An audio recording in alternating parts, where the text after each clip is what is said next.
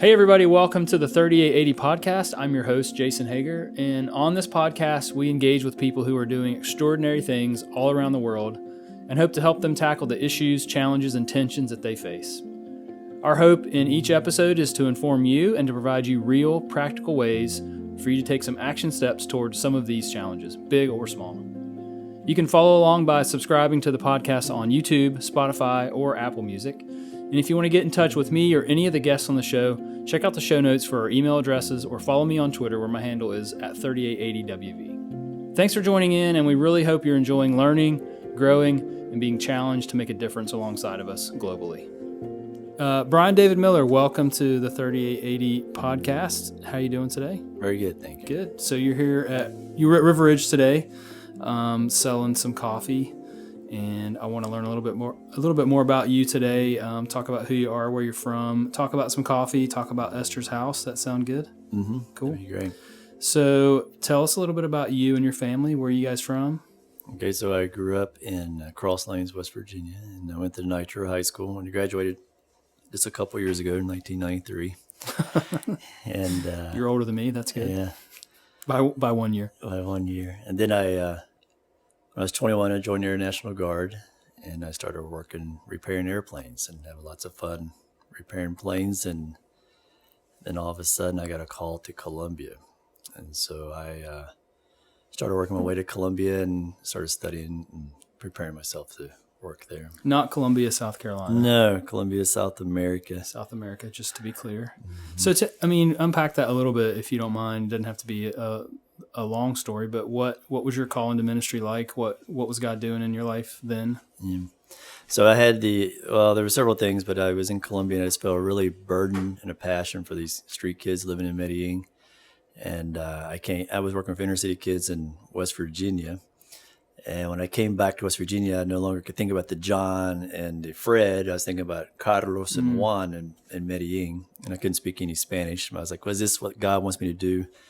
So then I went to Costa Rica and learned Spanish. I took a month immersion course to see, and then I went back to Medellin and started volunteering in a ministry and reaching out to them. And God just continually confirmed to me, this is the place He wants me to be at. And you left West Virginia when to go there? That was I was 21. Do you remember? I was 21, so it was 23 years ago. Wow. It was my first trip to Medellin.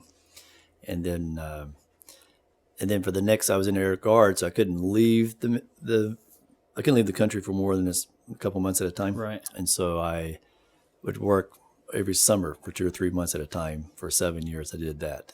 How did you end up in Medellin? I mean, was there something that led you there specifically, or? Yeah, so I went on a short-term mission trip to Dominican Republic, which I just loved at, and had a great experience. And I come back through my local church here in West Virginia, and they're like, "Oh, you should go."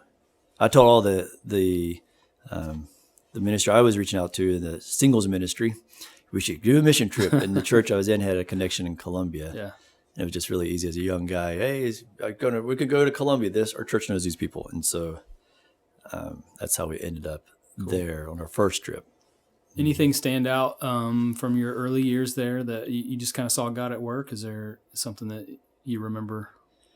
Yeah, like there's two things happened, like kind of dramatic. One was we were praying in a circle with my fellow American friends there, reaching out to the Colombians, and I just felt very strongly in my heart that God was calling one of us to be a full-time missionary there. Yeah. Like very strong compassion towards Colombia. And I was praying, is that what's supposed to happen or not? And then 2 days later, I came home to that foundation at nighttime, and there was a young boy on the streets there. He was wrapping his feet up in a towel because at that time they didn't have shoes, and they were walking this hot concrete all day, and he got a lot of blisters on their feet. And he really had, he was inhaling his industrial glue and smelled terrible, and had taken a bath for several days. And I remember helping him wrap up his feet. And after I got done, he said, "God bless," and he gave me this hug. And, I just felt like at that moment, that's what I need to be doing. I need to be tending the feet of these kids and loving on them. And everything else in the world just kind of disappeared, but just reach out to these ones, at least of these. Wow. So fast forward maybe to present day, you guys are there, your family's there, you're working on a couple different projects. Maybe tell me a little bit more about Global Transformation Ministries and sort of the things that you guys are doing there in Medellin. Yeah, so I worked a long time with the ministry in Medellin. We only reached out to the impoverished, the street children, the refugees in Medellin, and we helped plant 3 different churches there in Medellin and start different street children's ministries. But there was few people reaching out to the upper class society, and the church strategies that were there were not very enticing to those people. And so I felt this very strong call in September, 5 years ago, September, and we started a church plant for the middle upper class. Right. And so we started reaching out, loving on people. And then as a church, we started reaching out to the local school system, trying to prevent girls from being abused. And then we got connected to a university here in the United States, and we started a seminary there in our church, a very small local seminary. And then just this December the 9th, we opened up a girls' home. Yep. And so in Medellin, there are 200,000 Venezuelan refugees. Yeah, you were telling me that yesterday. And there's something like 500,000 people live in impoverished communities, like the lean-to homes. And we saw all these people in these neighborhoods. The girls would get pregnant, get kicked out of their home, they didn't want to abort their babies. Or we saw the girls in prostitution, and then they get pregnant and they want to abort their babies. And so we, as a church, wanted to come in and prevent that abortion. And so then we just opened up this home to receive these pregnant girls. Yeah. That would, and so we opened it up. It's got 5 girls. We want to go to 15. And 2 of it, just to give an idea of what's happening, 2 weeks before we opened it up, we started promoting it to the streets because we couldn't take them all in. Right. And 2 out of 5 girls were actually had their appointment to abort their babies. Oh, wow. And we were able to intervene through the pro-life movement there in Medellin and get them in our home. If it wasn't been for the home, they would have aborted their babies. No kidding. Wow, that's amazing. So we're excited. So you said it's open. You have five girls there now. What's next for what's next on the plan there? What do you need? I know we talked yesterday about funding and some other projects you're working on. And for those who might be listening, how can they learn more? What can they do to help? Yeah, so the big thing is that I really stress as a missionary. I know all missionaries stress it, and some people I don't think they really comprehend, but pray. So that the power of prayer truly changes our situation, changes their situation. Yeah, sure. So I know some of the people today in church got their little coffee and got their little card of a girl in the program to actually pray for those girls. Yeah, that's great. On Facebook, we'll learn more about the girls as we continually grow and just pray for the girls and the staff that because they come with a lot of hurt, a lot of pain. So like first we pray to reconcile these girls to the Lord. And then we have a short time. The girls can stay in the program for 8 months to 2 years, depending on how old they are when they come in our home. Yep. And really help us to be able to do so they can learn skill traits. So like we have certain projects like we're going to build a beauty parlor in the girls' home so the girls will learn how to cut hair and learn to do nails. And so we're raising money for that. And we don't have 15 girls. We have 3 computers. We want to have a computer lab, so we still need 12 more computers. Right. And we're teaching. Medellín's a very large industrial city for textile. Okay. And so we got 2 industrial sewing machines, but we need 4 more. Right. And so there's certain things we need to buy just to help train them, to empower them to go back out, not to go back out the streets, but to go back out and provide for their children. What kind of community feedback have you gotten, if any, yet? I mean, I know it's brand new, sort of just opening. So anything happening in the community that folks are taking notice, or it's a chance to talk about what you guys are doing there? Yeah, it's been really neat. The day before I left the country, I'm walking down the street, and a neighbor of mine's like, "Hey, how's the girls' home doing?" And I told her how it's going. She's like, "I want to help. When can I help?" And so that's our big thing is like the empowering the Colombians to reach out to the least of these. And so we are the local church.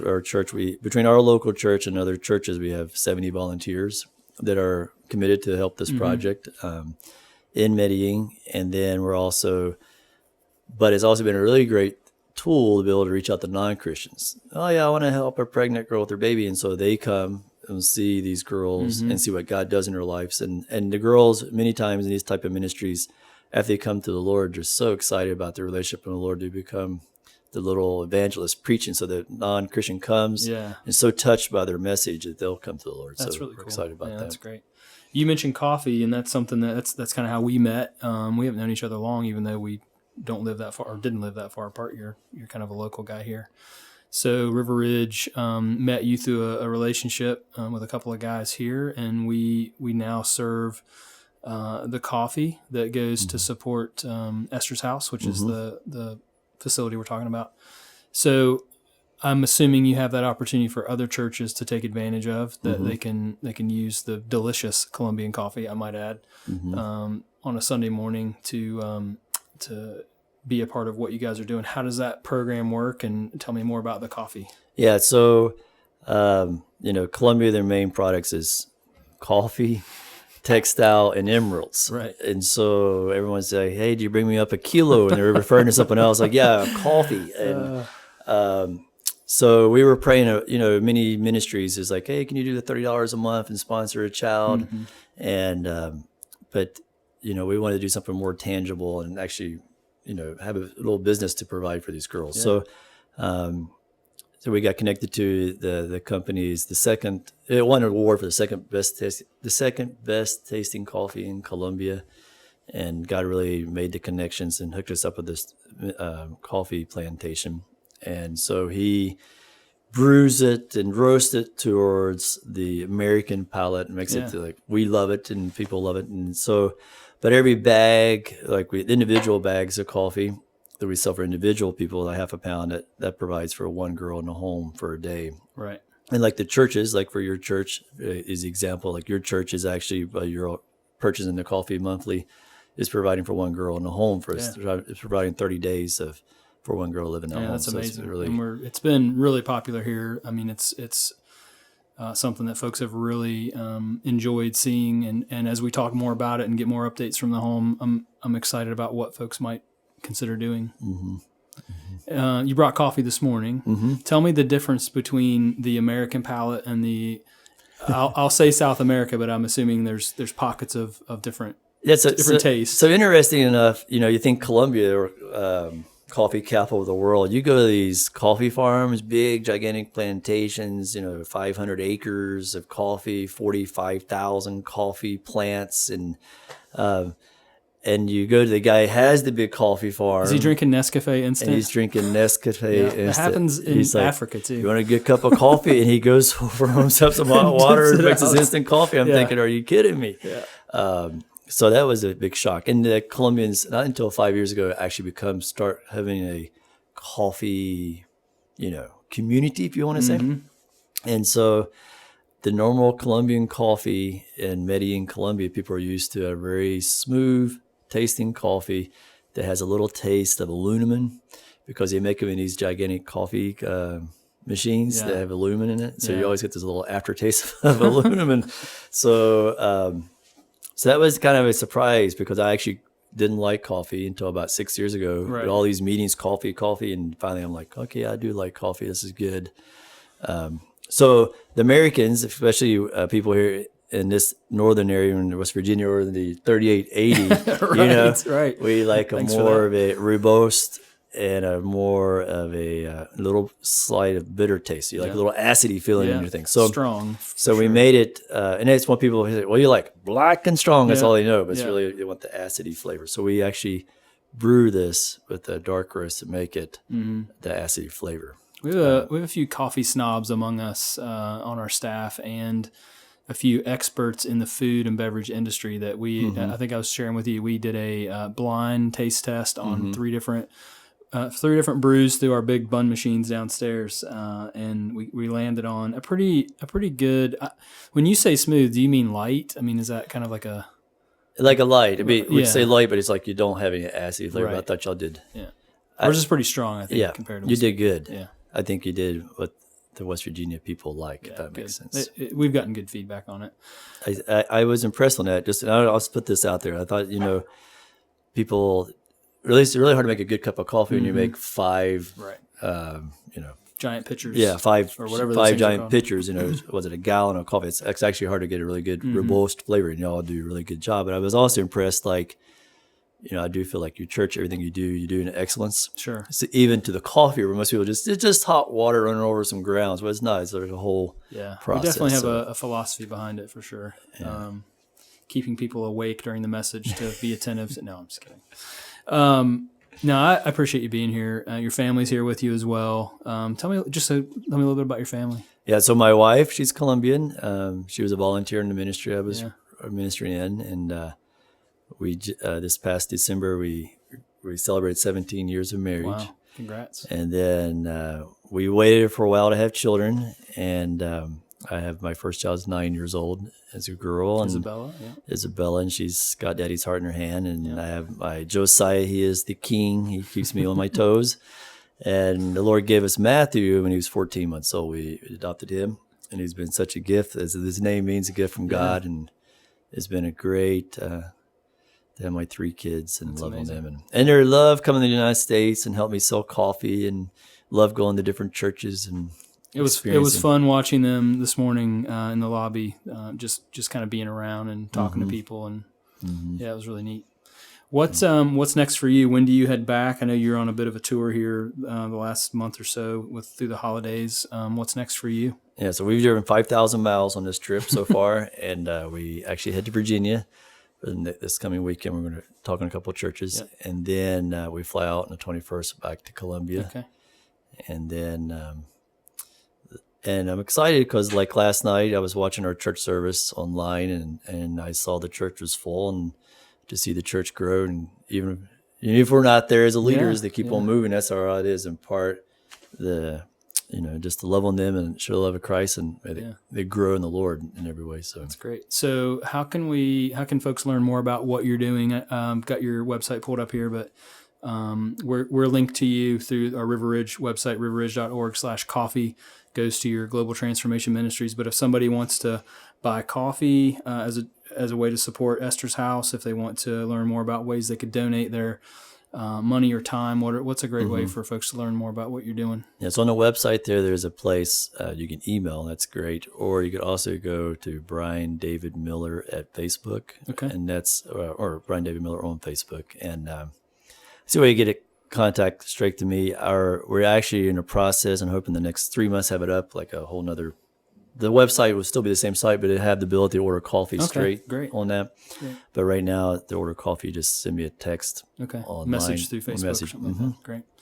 Well, thanks I know you've been here all day, early this morning, selling coffee. Did it go pretty well? It went well. Yeah. The church really responded to it well. Good. I saw had lots of good conversations out there. And it was great. Yeah, more than the coffee. I love seeing all my old friends that I grew up with. It's really interesting. You knew quite a few people here. Yeah. So at least cool. I could probably come up with 40 names, like say the name when they pass me, Say, hey, Gabriella. Actually, I met one of my friends. I got to put this out there. Gabriella, we went to college together, and I was with her when she received Christ as her Lord and Savior. So it was really awesome to see her today. And she was here. Yeah, to see her today. How many years later? That'd be 23 years later, and her loving the Lord with her 3 kids and husband. Awesome. That's really great, man. I appreciate you coming today, being here at River Ridge, and being on the podcast. My pleasure. You can learn more at riverridge.org/coffee.